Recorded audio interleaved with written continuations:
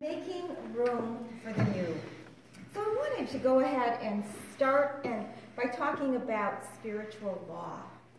And what better person to teach us about spiritual law than Charles Fillmore, our way shower in Unity. So he says this, and I think this is priceless. All sane persons, all sane persons acknowledge the necessity of observing law in their daily living. So if you're rational, you are going to recognize that there are laws that influence the way of being. The great majority have a human standard. Now the whole race, the whole human race, is awakening to the knowledge of a higher source of existence. And more people every day are giving attention to the law of spirit in their life. So I wanted to go ahead and talk about some of the human laws or some of the human standards that happen. And so some of those are like this. So some human laws, always wear clean underwear, right? Do we all know that law? We've all heard it. We do. How about this? You know the other shoe is going to drop.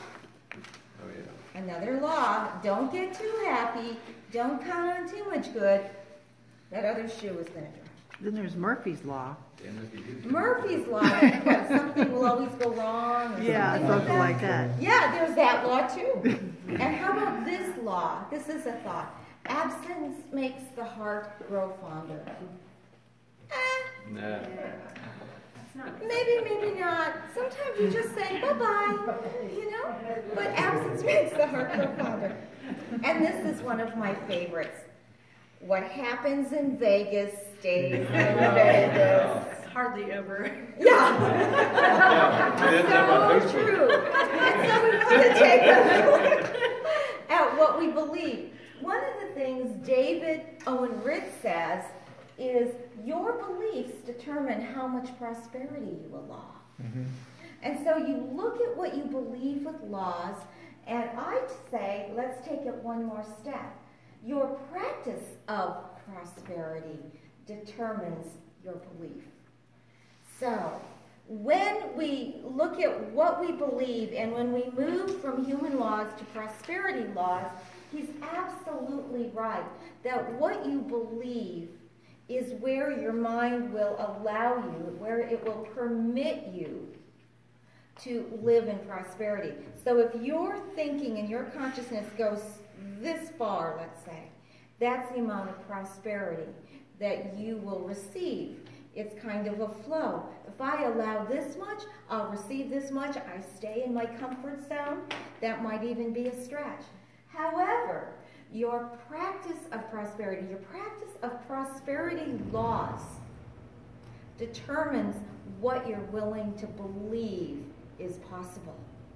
So sometimes when we are practicing prosperity, we don't necessarily always have to believe it, but the willingness to stretch, the willingness to activate law is the opening that's required. So some of you today were talking about tithing and giving and receiving, and just like you didn't automatically leap to the occasion, it took a moment. It took a moment to be willing. It took a moment to process. It took a moment. But your practice of that prosperity law will determine how you will believe. The idea that I'm willing to stretch this much more now allows me to believe that that's possible. I'm able to be more prosperous. I'm able to live in prosperity law. Do you understand that? Mm-hmm. And that's very, very, very powerful. So I want you to think about how that's true. And then I want to go to the next step. So when we recognize human laws, and human laws get in the way of our practice of prosperity laws.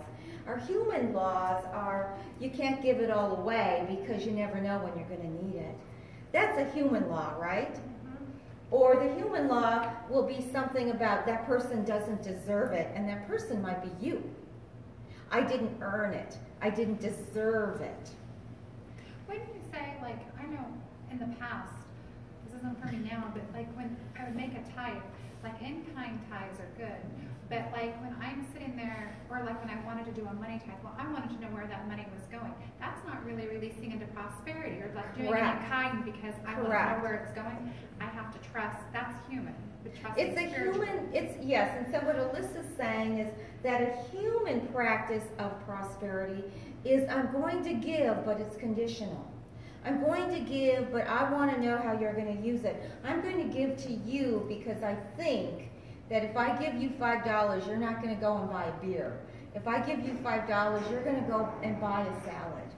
You know, or I want to give in this way, but it has all of these parameters, it has all of these contingencies attached.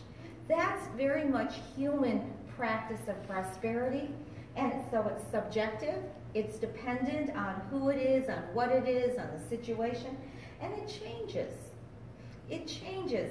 So I might be willing to give in one situation, similar situation, absolutely not. I may be willing to receive in one way, but another way, it's too much, it's not what I want, it's whatever. You see all the conditions? When we practice spiritual laws and we practice them with prosperity, then we move into absolute laws, that the laws that we practice with prosperity, what we hold in mind comes back to us, that our thoughts create. We practice that, we see the truth of that. It's not conditional. We notice that when we start stretching with prosperity, we start to open up abundance in our life. We start to notice more when we are not holding abundant thoughts, because our longing is to draw to us and through us more abundance. So we look at how we do that, and we know that as we step into spiritual laws, that we are walking into eternal truths. We are walking into what really is true, not only for us right now, but it's true for us a month from now, a year from now. It was true before, but like JC said, but now I have the eyes to see it. Now I have the awareness to appreciate it and expand upon it. So it's a really important thing to know. So some examples of spiritual laws are, what are some examples? The law of mind action, right? That's a spiritual law. That's a spiritual principle. It means what we hold in mind produces after its kind. That our thoughts create, like attracts like. That what I hold and what I think creates my reality. If I hold a consciousness of fear, I look out here and all I see are things that cause me to be afraid. I notice other people who are afraid. I start to feel the energy, the consciousness of fear.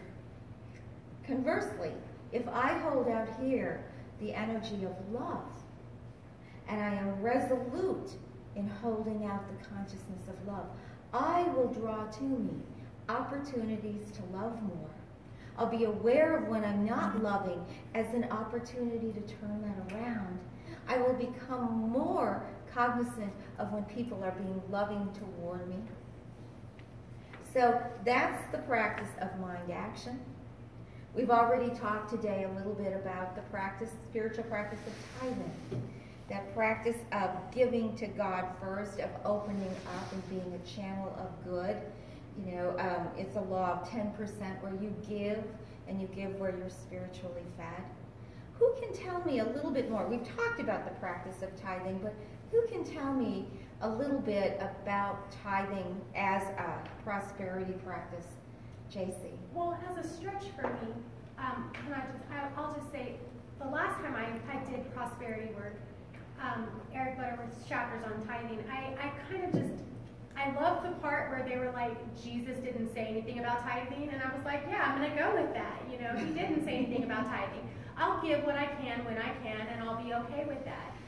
I'm at such a different place now that when I reread those chapters, I'm really excited about the opportunity now to be able to actually tithe from that place of not when I have it, because truth be told, if I keep saying when I have it, then I can tithe this, but or when this happens, but now, like here and now, and Alyssa had said something about how income is tight, like my paycheck is tight, but I do get gifts.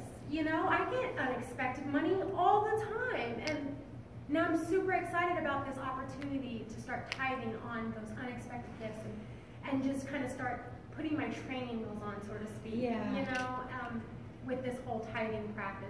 I'm not where I want to be, and I can feel that desire to be there. So I'm going to have to start practicing it. And I'm really excited to start little, and I'm really grateful that she gave me that inspiration to start where I'm gifted, to gift what I'm gifted from.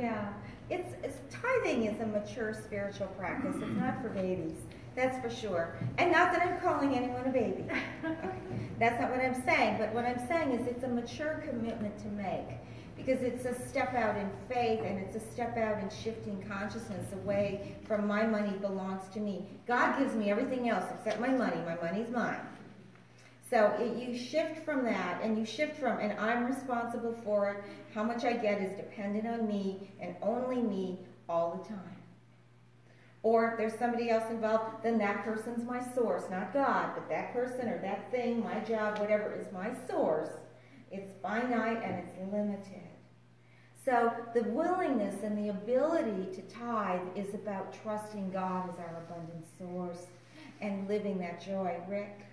I never was much on tithing. I always felt like, well, I give enough here and I give it here. And my place to tithe was actually to my family, to my nieces and nephews. I would give a lot. And then Evan started to say, okay, I'm going to go ahead and tithe. And then as a family, we decided to tithe. I think what you get present to is how much more money you get that you're not present to. Yes. Because when it comes in, you're not going, I'm paying this, I'm paying this. Okay, I'm going to tithe it. I'm going to tithe the first part. And you're really present to how many little gifts you get. $200 here, $500 here, something here from your bank or from this. Or the other day, I called one of my credit cards and they said that, I had about $150 of money left there from using the card, and so I said, okay, another $50 for the church, so it was like, and it just becomes, and you're really present to all the gifts that you're getting. Exactly. And Evan? Just to add on to what Rick said, since we started tithing, I've been aware not just of those gifts, but of how abundant my life has always been, and I never realized it because I was always concerned about not having enough. Yes. And as I look at life, I've always had more than I needed. Yeah. So that's So to live in a consciousness of abundance is what you've learned, rather than it's something to aspire to or hope to get by giving and by tithing. Yes, and it really just to say that kind of conversely, it took giving and it took tithing and it took, giving something that kind of hurt a little bit, or that challenged my beliefs for me to be able to see that there was something else there than what I thought. It's an incredible spiritual law. And so if you don't tithe, I encourage you to take that leap of faith and practice and joy. Bernie? At a previous point in my life, this had already been placed upon my heart, and I took that leap of faith when I was going to church at that time. And it was at a point then, too, just like it is now, where I just really opened up and took that leap of faith and went from a $20 tithe to almost a $200 tithe a week. And the prosperity that just opened up and just flowed through was just huge. And I've always said there's no doubt that in my life at that point of time, God was working. And to now see it from a different viewpoint, now I've always known that was God-given.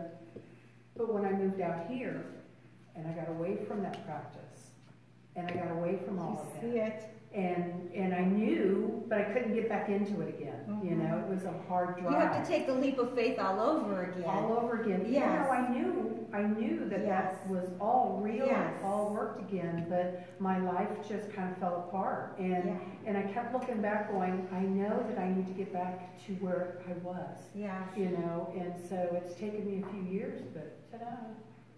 It's wonderful because it's a discipline. It's sort of like, It you know, is. it's a spiritual discipline, and that's why we call it spiritual practice. Evan?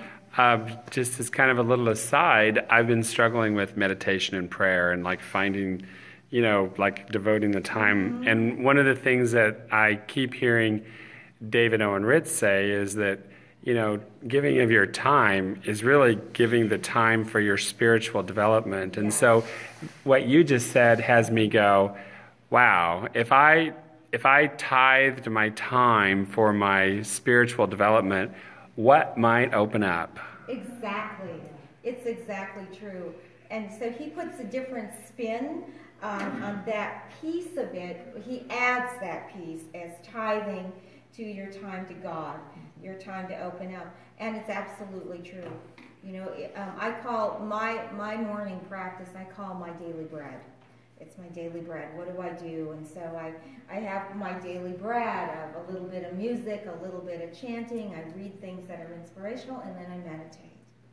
You know, but that's my daily bread, and that is a tithing of my time because the clock is ticking. And I can hear it in my mind. It's like, okay, you know, and awareness, and then to consciously tithe that time and receive the daily bread. Okay, Evan, and then we're going to move on. I was just going to say, and it seems to me that if we do 10%, then that's 2 hours and 40 minutes a day. Yeah. And so it's the stretch of whatever is more. Right. Whatever is more. And all of it doesn't have to be in meditation, by the way. Right. But, you know, but when you really think about it, it could very well be that. It could. It could very well be that.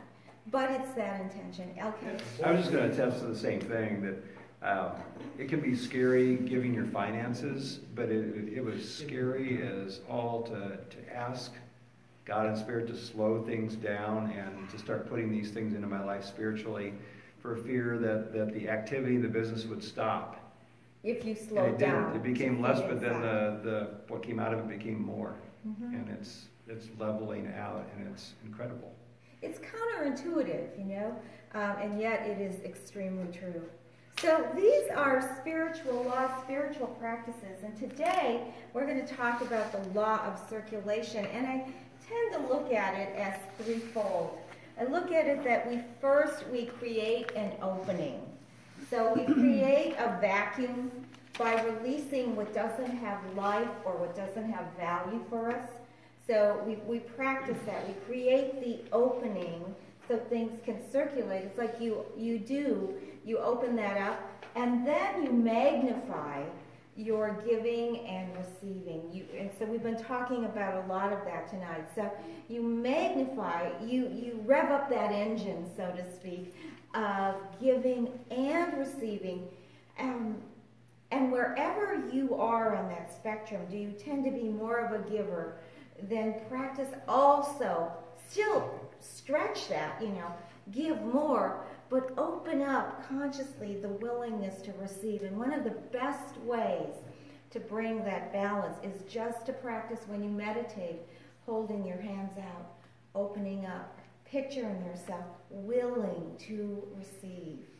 Because that goes into your subconscious. You see that image of you. Like when I do this, I'm at the ocean and the water is lapping at my feet. Now, I've done that like 3 times in my life, actually done that. But that's what I see. I see myself willing to receive. And it was always like this. And now it's like this, like my shirt goes up, my hands go up. You know, like I can't contain all the good that I'm so grateful to receive. So you want to do the same thing. And with giving, you want to get that feeling, that wonderful feeling where you're doing this. And really get into that vibration. So I want you to stand up with me. Let's teach our bodies to be in the flow. So first, practice the giving and feel yourself stretch from your heart, from your core, all the way in your arms, an extension of your giving.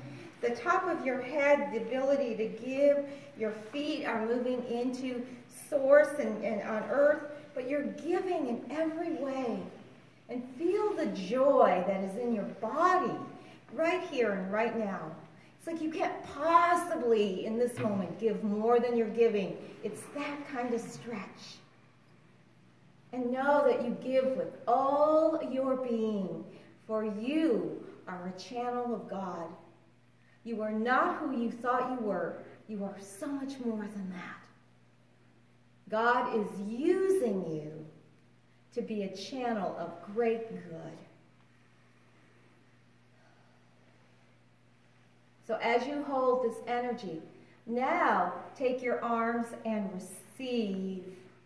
And imagine that from your fingertips, your arms are extending out even farther to receive your good. Feel the joy in your body as the beloved of God. You give as God's channel. You receive as God's beloved. And there is nothing in you that hesitates in your willingness to receive. And everything given to you is a blessing from God, and you see the good in it and receive it.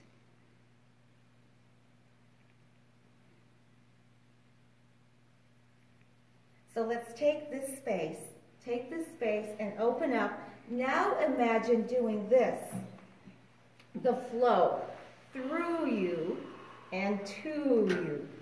Through you and to you. You see, you feel the flow? Through you as you have received, or as you give, and then to you as you receive. Through you and to you. And allow that flow to be alive, to have life, to have vitality.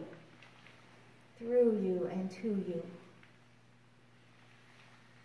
Now notice when any time in your mind you want to interrupt that flow, you get stopped, or you stop, or you stop.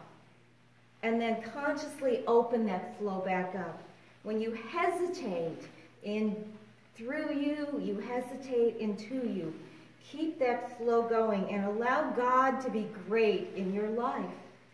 Allow God to be the abundance everywhere, all the time. Can you feel it? I'm feeling it. Yeah. So let's hold this energy and have a seat, but hold this energy and know that these are the keys to living the law of circulation. And so what David Owen Ritz says to us is he says that we have 3 ways